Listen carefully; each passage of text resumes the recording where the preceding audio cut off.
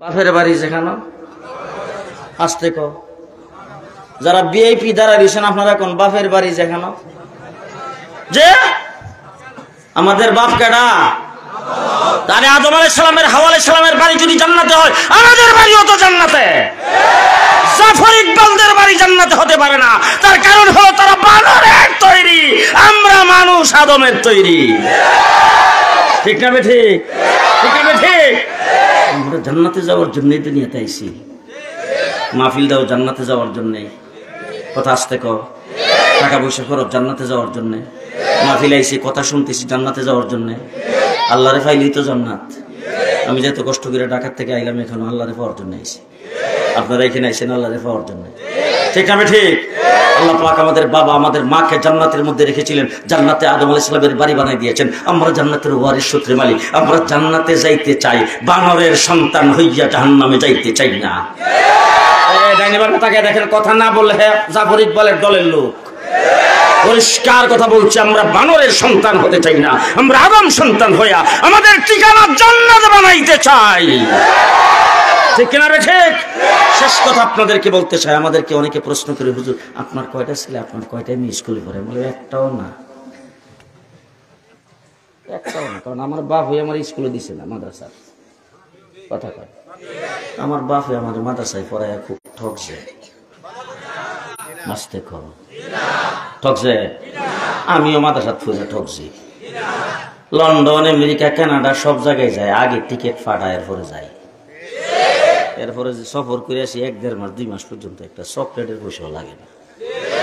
মৌলবি ঠকছি। হ্যাঁ, সারা বাংলাদেশ যেখানে যায় এখানে একবার দেশি মুরগি, ঘরের ফালা মুরগিটা দইরা জবাই করে রানগুলি ফাঁক করে তৈরি রাখে। কথা কয় না। রিমান্ডে ছিলাম 1.5 মাস, ওই জায়গার মধ্যে খালি শিখেছি এতগুলি টাকা পয়সা কই ফান হুজুর, এত বড় বিশাল মাদ্রাসা, এই যে বাড়িঘর কই ফান কই ফান। আমি বললাম যে আপনারা যে আমাদেরকে কোর্টে হাজির করবার লেগে নিয়ে গারতে রাখছিলেন, ওখানে মানুষ আমরা হাদিয়া দিচ্ছে। গারতের ভিতরে মানুষ হাদিয়া দেয়, কথা বুঝে না। একবার যাবি নিছে আইসা মুসাফা করে 5,000 টাকা দিবে, হুজুর আমার যাবি নিছে দোয়া করে। আরেকজন বাইরে যাইতেছে, হেরে সালাম করে দিছে জেলখানায়, এর পকেটে টাকা আছে 2,000 টাকা দিয়ে, হুজুর আমার জেলখানায় সালাম করে দিছে দোয়া করে। তোমার গারতে বই হতো 7,000 টাকা পাইছি। কথা কয় না তোমরা, আমরা টাকা পয়সা তালাশ করে করতে গেছে। গত 3-4 দিন আগে বাজার করতে গেছি, শুক্রবার দিন বাজার যায়, সেটা মাছ দাম করতেছি 2টা রুই মাছ, বলে 2টা রুই মাছ উড়া ওজন যুদ্ধ রয়েছে। পেছন থেকে আরেকজন সেগুলো বাকি যে 3টা আছে সেটা শুদ্ধা দেয়, এটা শুদ্ধা উড়া, এটা শুদ্ধা উড়া। হুজুর হুজুর হুজুর হুজুর হুজুর হুজুর আল্লাহ রাস্তা হুজুর, অনেকদিন পরে আপনার পাইছি, এই বাকি 3টা শুদ্ধা নিয়ে যান। ওই বাবা 7.5 কেজি হয়েছে, টাকা হিসাব করে দিয়ে হুজুর দোয়া করে। মৌলবি এটা কি গেছি গেত। এই জন্য আমি ছেলে মেয়ে নাতি নাতক সবারই কইছি, তোরা বাপ হো তোরা দাদা হো, মৌলবি ঠকছে না, তোরাও ঠকবে না। কাঠমোল্লা হইবে সবাই, যা করে আল্লাহ। সবাই কাঠমোল্লা বানাইবার লাগে মাদ্রাসায় ভর্তি করছে, একটা স্কুলে পড়ে না। তো আমার তাইলে আপনার স্কুলের সিলেবাস নিয়ে অত লাভালাভি কি লিখে করে?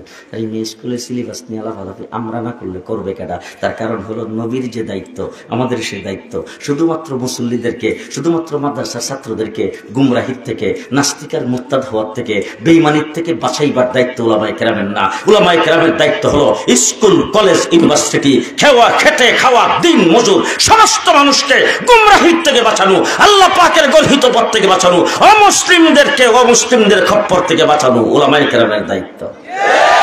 ঠিক না ঠিক?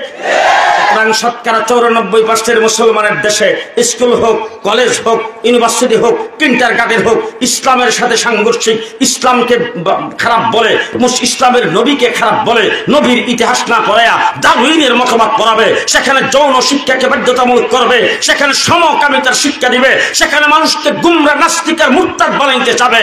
বাংলাদেশের শতকরা 94% মুসলমানের দেশে জিন্দা থাকতে কাউকে দেওয়া হবে না, কাউকে দেওয়া হবে না, কাউকে দেওয়া হবে না ইনশাআল্লাহ। রাজি আছেন আপনারা? রাজি আছেন? রাজি আছেন? রাজি আছেন? আল্লাহ কবুল মঞ্জুর করুক, সকলে বলেন আমিন। হাত নামান।